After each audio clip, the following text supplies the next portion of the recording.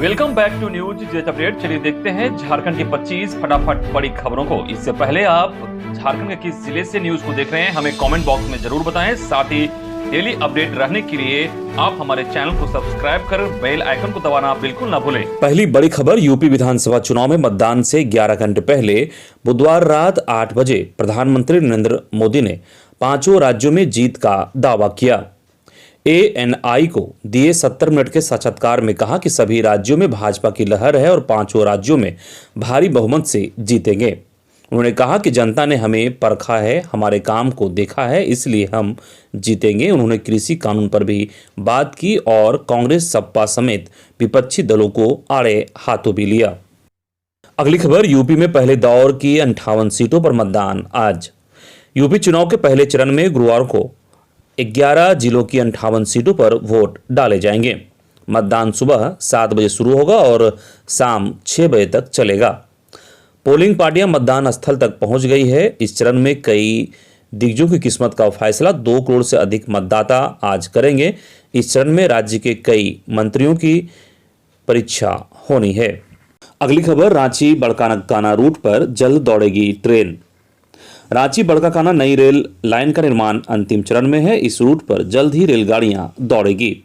यह बात पूर्व मध्य रेलवे जोन के GM अनुपम शर्मा ने बुधवार को रेल परियोजना के निरीक्षण के बाद कही। इससे पहले बुधवार को पूर्व मध्य रेलवे हाजीपुर जोन के GM अनुपम शर्मा, DRM धनबाद आशीष बंसल व अन्य अधिकारियों के साथ बड़काकाना पहुंचे। यहां से सड़क मार्ग होते हुए वे निर्माणाधीन बड़काकाना रांची रेल परियोजना का जायजा लेने बारीडीह पहुंचे, जहां 1700 मीटर लंबी कट एंड कवर कृत्रिम सुरंग और टनल 1, 2 व 3 का जायजा लिया। अगली खबर, महिला DSP के साथ छेड़खानी, 2 आरक्षियों के खिलाफ दर्ज कराई है प्राथमिकी।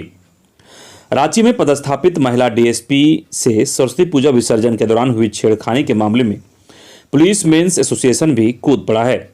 एसोसिएशन का कहना है कि DSP के साथ अगर छेड़खानी हुई है तो वे इसका साक्ष्य प्रस्तुत करें। एसोसिएशन के पदाधिकारियों ने कहा कि वरीय अधिकारी मामले की निष्पक्ष जांच करें, निर्दोष के साथ कोई कार्रवाई नहीं की जाए।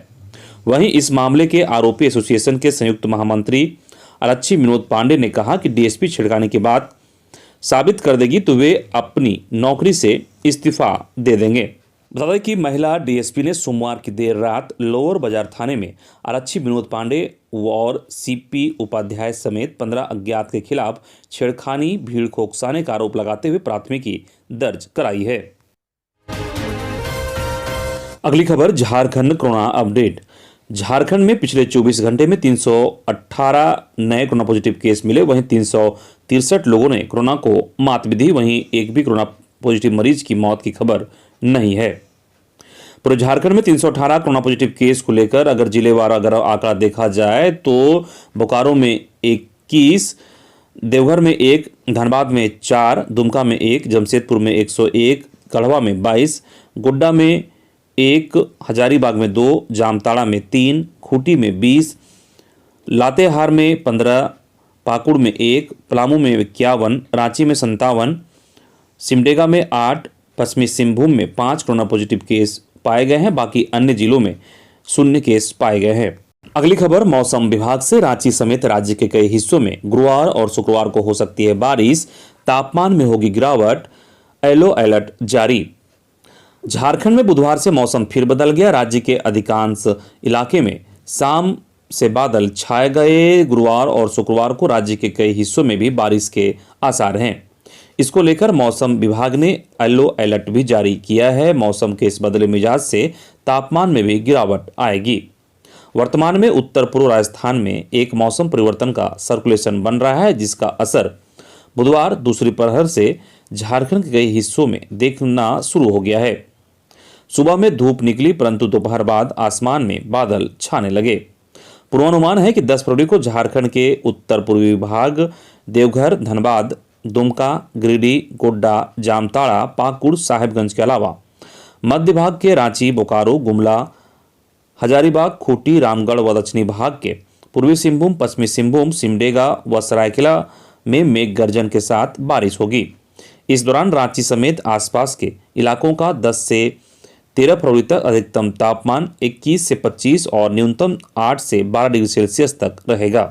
इधर कोर्ट ने परीक्षा में उम्र सीमा निर्धारण का आधार पूछा। स्नातक स्तरीय संयुक्त प्रवेश प्रतियोगिता परीक्षा में उम्र सीमा के निर्धारण में बदलाव पर झारखंड हाई कोर्ट ने सरकार और जेएसएससी से जवाब मांगा है।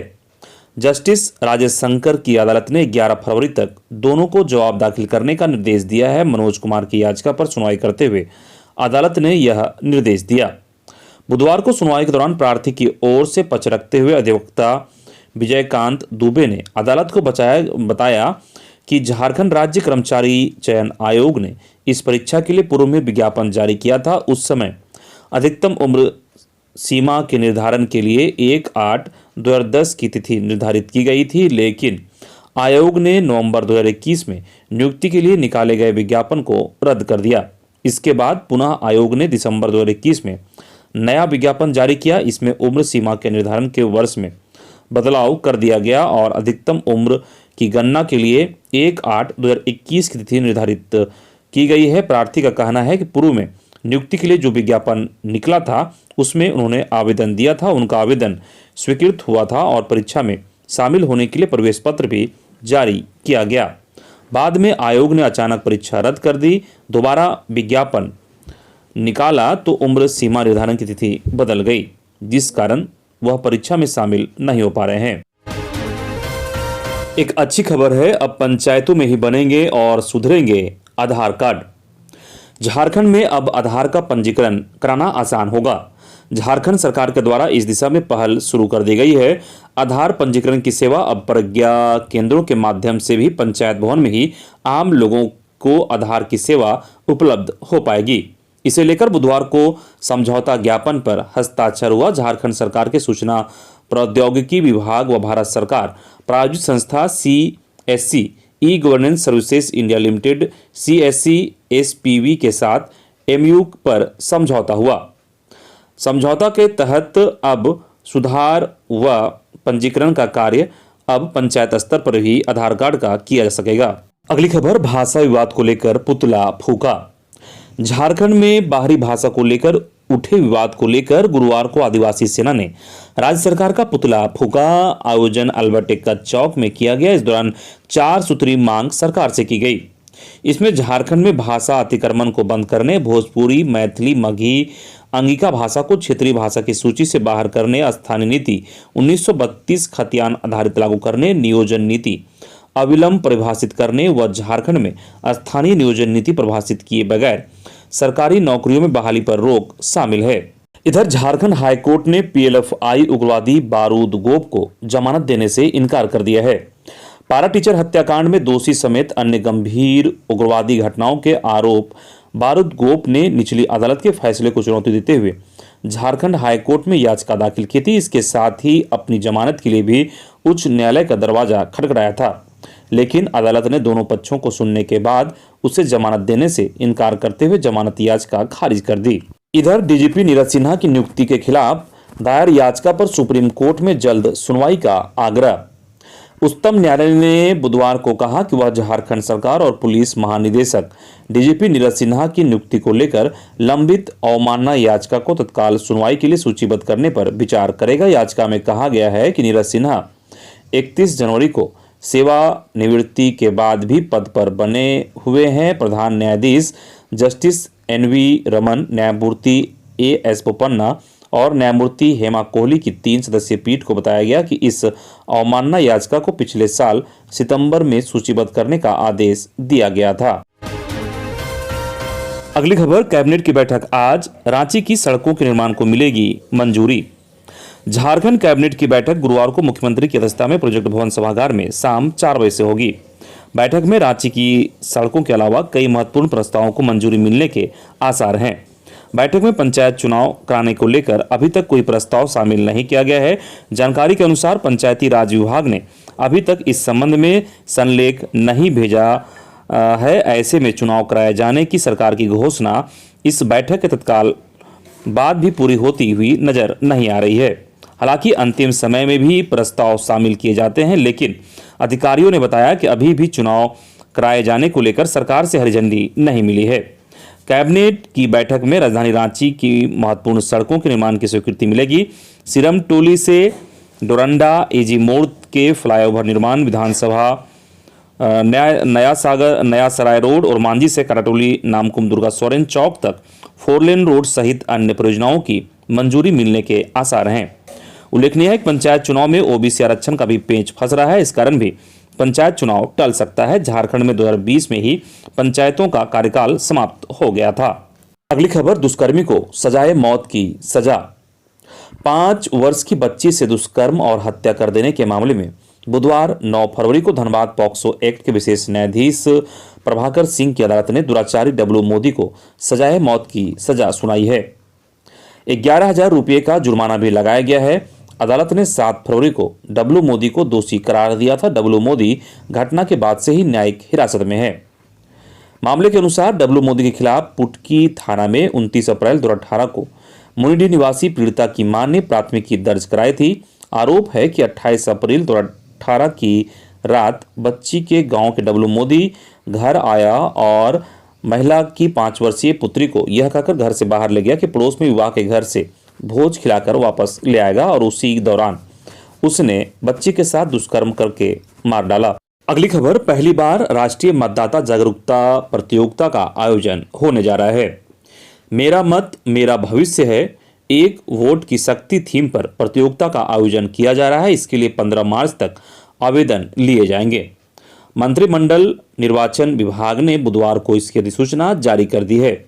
राष्ट्रीय मतदाता दिवस 2022 के अवसर पर भारत निर्वाचन आयोग द्वारा पहला राष्ट्रीय मतदाता जागरूकता प्रतियोगिता शुरू की गई है। हर एक मत के महत्व को विभिन्न रचनात्मक माध्यमों से समझाने के उद्देश्य से थीम तय किया गया है। क्विज में भाग लेने के लिए रजिस्ट्रेशन कराना होगा। अगली खबर, अवैध खनन नहीं रुका तो थाना प्रभारी पर होगी कार्रवाई। खबर गोड्डा की है, जहां सदर एसडीपीओ आनंद मोहन सिंह ने अनुमंडल के तमाम पुलिस पदाधिकारी और थाना प्रभारी को क्राइम मीटिंग के दौरान सख्त निर्देश दिया। संबंधित थाना क्षेत्र में बालू और गिट्टी का अवैध उत्खनन और परिवहन न हो। जिस भी थाना क्षेत्र में अवैध बालू और गिट्टी का उत्खनन और परिवहन की सूचना प्राप्त होगी, संबंधित थाना प्रभारी के खिलाफ सख्त कार्रवाई होगी और उनके विरुद्ध अनुशासनिक कार्रवाई हेतु पुलिस अधीक्षक को प्रतिवेदन समर्पित किया जाएगा। क्राइम मीटिंग के दौरान माह भर में दर्ज हुए तमाम कांडों पर विस्तार पूर्वक चर्चा की गई और उन कांडों के निष्पादन को लेकर जरूरी दिशा निर्देश दिए गए। लंबित कांडों के जल्द निष्पादन करने का आदेश दिया गया। साथ ही फरारी वारंटी की गिरफ्तारी सुनिश्चित करने के लिए भी निर्देश दिए गए। इधर पाकुड़ में पुलिस अधीक्षक एचपी जनार्दन ने बुधवार को कार्यालय कक्ष में जिले भर के पुलिस अधिकारियों के साथ मासिक गोष्ठी की। एसपी ने पुलिस अधिकारियों को निर्देश दिया कि पिछले 5 वर्ष से जिले में जेल से छूटे हुए मुख्य अपराधियों की सूची बनाएं। यह तस्दीक करें कि ये अपराधी इन दिनों क्या कर रहे हैं, उनकी आपराधिक गतिविधियों में संलिप्तता तो नहीं है। यदि कोई अपराधी अपराध का अभ्यस्त है तो उसका नाम गुंडा पंजी में दर्ज करें और उसके विरुद्ध कार्रवाई शुरू करें। एसपी ने कहा कि जो अपराधी जेल से बाहर हैं और अपराध में संलिप्त और सक्रिय हैं, उनकी पहचान करते हुए उनके बेल को रद्द करने की कार्रवाई करें। इस काम को जल्द से जल्द पूरा करें। अगली खबर, बिना लोन लिए ही 400 ग्रामीण बन गए बैंक के कर्जदार। खबर लोहरदगा की है, जहां लोहरदगा सदर प्रखंड के भुजनिया गांव में रहने वाले 400 ग्रामीणों को बिना बैंक गए कर्जदार बन गए। इस गांव में करीब 450 परिवार रहते हैं। मामले का खुलासा तब हुआ जब पंजाब नेशनल बैंक ने ग्रामीणों को नोटिस भेजा। एक ग्रामीणों के नाम पर 60,000 से लेकर 90,000 रुपये तक का लोन लिया गया है। हैरत की बात यह है कि गांव वालों को यह पता ही नहीं कि कब वे बैंक गए और कब उनके नाम पर लोन हुआ। अधिकांश ग्रामीणों को यह भी पता नहीं कि बैंक कहां पे है। ग्रामीणों ने बताया कि गांव के ही युवक सुरेश राम, जो मिनी पीएनबी का संचालन करता है, उसने अंगूठे का निशान लिया था।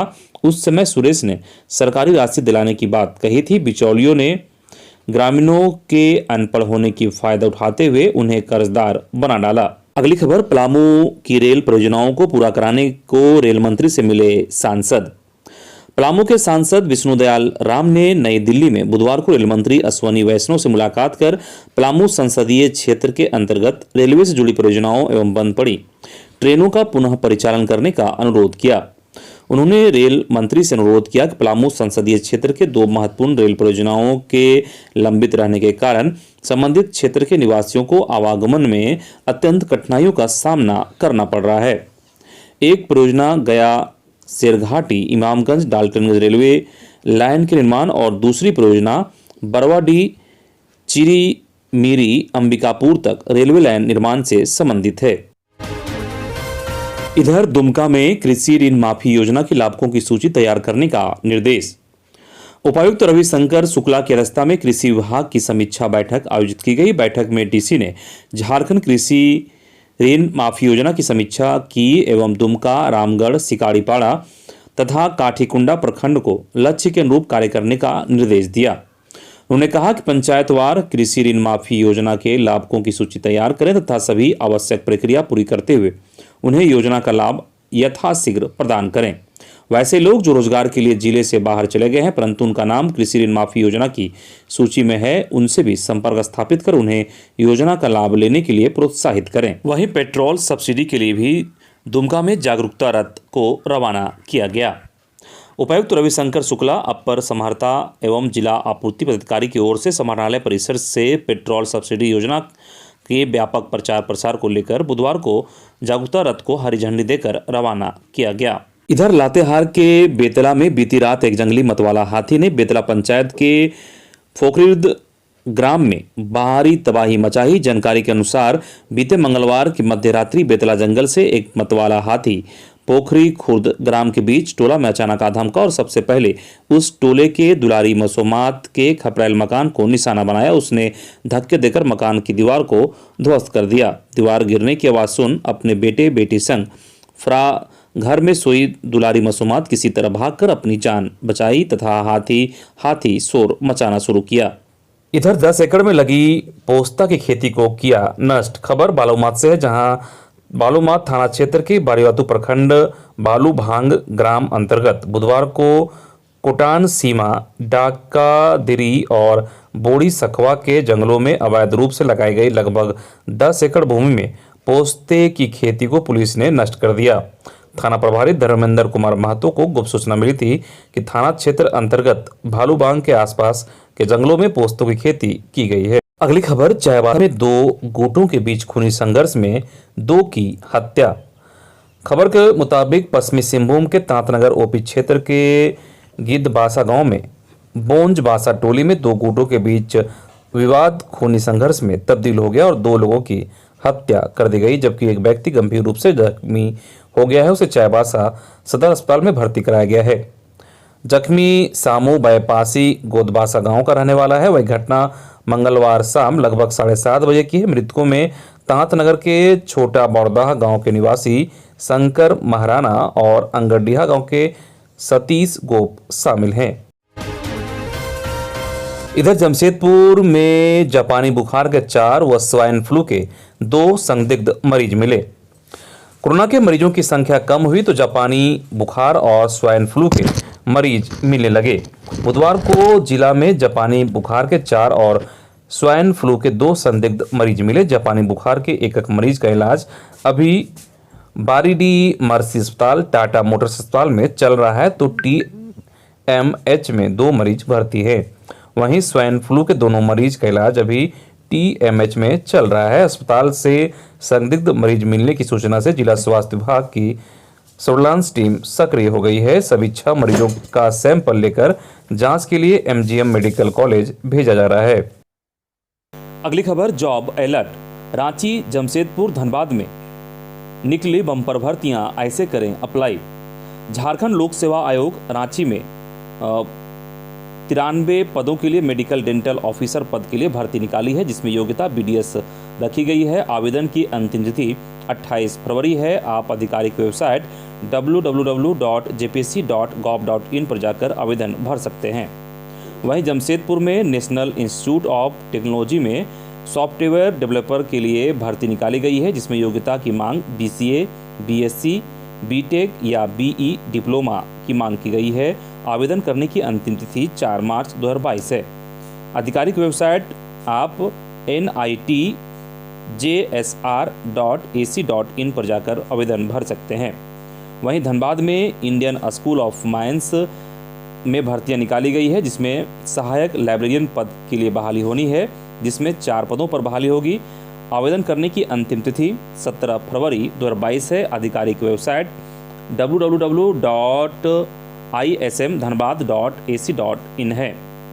अगर आप रांची, जमशेदपुर, धनबाद में नौकरी करना चाहते हैं तो आप इन संस्थानों के आधिकारिक वेबसाइट पर पोर्टल पर जाकर प्रकाशित नोटिफिकेशन को पढ़कर अपनी योग्यता के अनुसार आवेदन को भर सकते हैं।